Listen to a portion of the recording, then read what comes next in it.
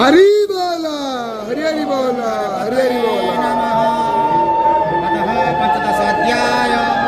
श्री भगवान उवाच ऊर्धमूलमरधशाखामस्वतत्रारुराव्ययम् छन्दांसि यस्य पर्णानि यस्तवेद सवेदवि अदुश्चादु प्रसुता तस्य शाखा गुणा प्रवृद्धा विषया प्रवाला अधश्च मूलानि अनुसन्ततानि कर्मानुबन्धीनि मनुष्यलोके नानुपमसे यतथोपलभ्यते नादन चार्दिन च सम्प्रतिष्ठा अश्वततमेन सुविरूढमूलमसङ्गशस्त्रेण दृढेन छित्त्वा तत्पदा तत्परिमार्गितव्यं यस्मिन् गता न निवर्तन्ते भूयः त्वमेव चाद्यं पुरुष प्रपद्ये यथा प्रभृति प्रसुता पुराणी निर्माणमोहजितसङ्गदोष अध्यात्मं नित्या विनिरोधकामा द्वन्द्वैर्विमुक्तै सुखदुःखसङ्गे गच्छन्तमूढापदमं व्यं तत् न तत् भासयते सूर्यः न शशाङ्कः पावकः